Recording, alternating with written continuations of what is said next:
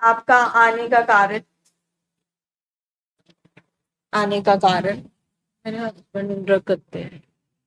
Drug addiction का तकरीबन कितना टाइम हो गया होगा?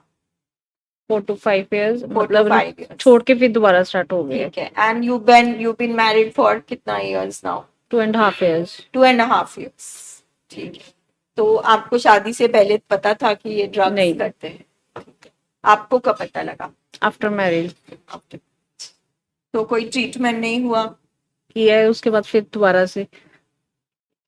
इस टाइम प्रेजेंट सिनारियो में जब आप यहाँ बैठे हैं, आपके दिमाग में क्या चीज चल रही है? कोई डाउट, आपका क्वेश्चन? तो जब आपको पता चला तो कैसा महसूस हुआ आपको? नेचुरली बैड लगेगा। ये है कि यहाँ से क्लीन आउट होके जाए।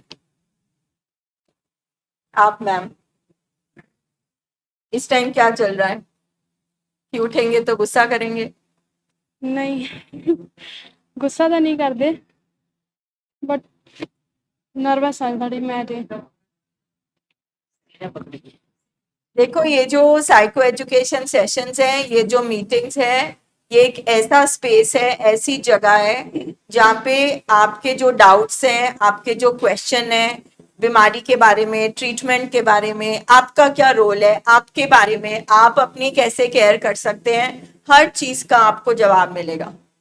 आप जब यहाँ पर आए हैं तो किसी कारण से आए हैं, तो वो कारण को क्लियर करें अपने दिमाग में कि हम किस लिए यहाँ पर आए हैं। और यहाँ पर जो आप बैठे हैं, तो हम यहाँ पे जिस चीज की वजह से आए हैं वो चीज हम लेकर जाएं। तो उसके लिए आपको शेयरिंग करनी पड़ेगी, आपको क्वेश्चंस पूछने पड़ेंगे, और आपको ये नहीं फील होना चाहिए कि इतने सारे जने बैठे हैं, इनके सामने मैं कैसे बात करूं। ठीक है। पहली बात ये, आप जिसके साथ आए हैं वो एक पेशेंट है, और सब यहाँ पे दिमागी बीमारी के पेशेंट हैं। कोई गलत इंसान नहीं है, कोई पेशेंट हमारा एक गंदा इंसान नहीं है, खराब नहीं है, पागल नहीं है। उसके ब्रेन का एक डिसऑर्डर है, जैसे शरीर का कोई भी हिस्सा खराब हो सकता है।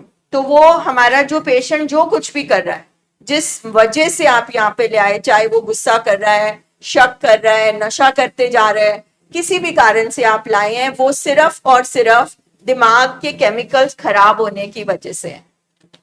तो जो भी बात आप अपने पेशेंट के बारे में यहाँ पर करेंगे, वो उसकी बीमारी के लक्षण आप बताएंगे। ठीक है। इसलिए ये सारी चीजें समझना और करना जरूरी है। तो हमारी पुरानी फैमिलीज बताएंगी कि हम किस हॉस्पिटल में बैठे हैं, हमारी न्यू फैमिलीज को हेल्प करेंगे आज। हम किस हॉस्पिटल में बैठे हैं माइक? हाँ जी, ब्रेन के मेंटल हॉस्पिटल नहीं है ये, मेंटल असाइलम नहीं है ये। ठीक है। ये ब्रेन का हॉस्पिटल है, दिमाग का। ठीक है।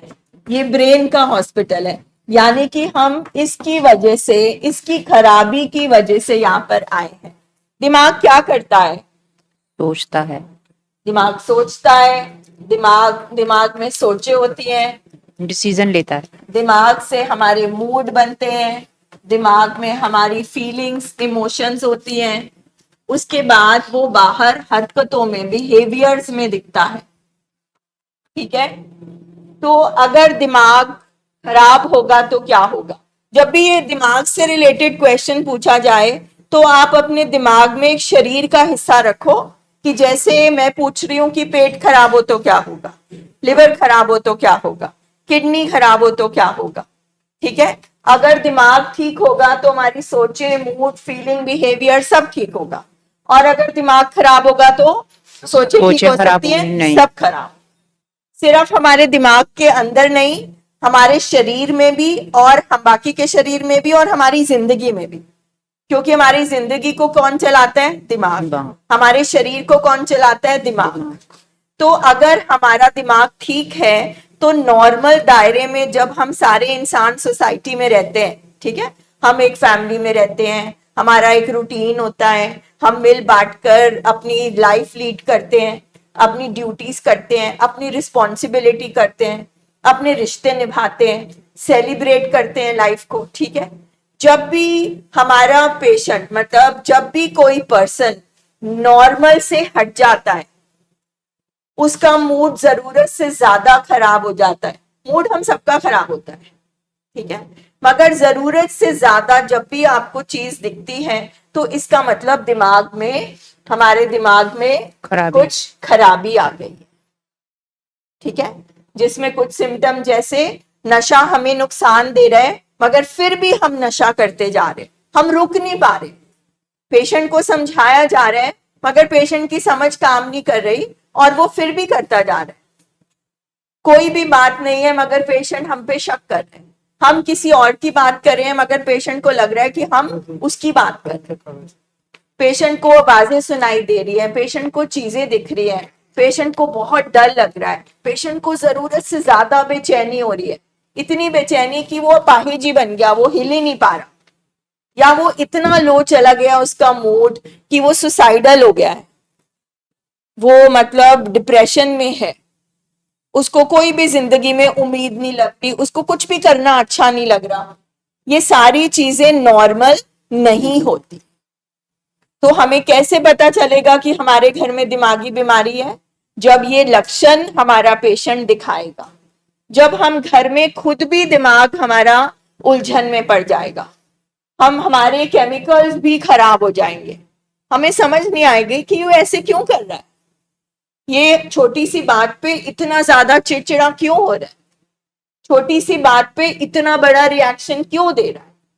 तो हमको ये सारी चीजें काफी देर से महसूस होना शुरू हो जाती हैं, सिर्फ हमें नहीं, पेशेंट को भी। एक पर्सन को पता होता है कि जो मैं कर रहा हूं वो गलत है, वो मुझे नहीं करना चाहिए, मगर फिर भी वो रुक नहीं पाता। और एक स्टेज आती है जब बीमारी इतनी बढ़ जाती है कि पेशेंट जो भी करता है, पेशेंट को कुछ नहीं पता चलता मगर वो कर देता।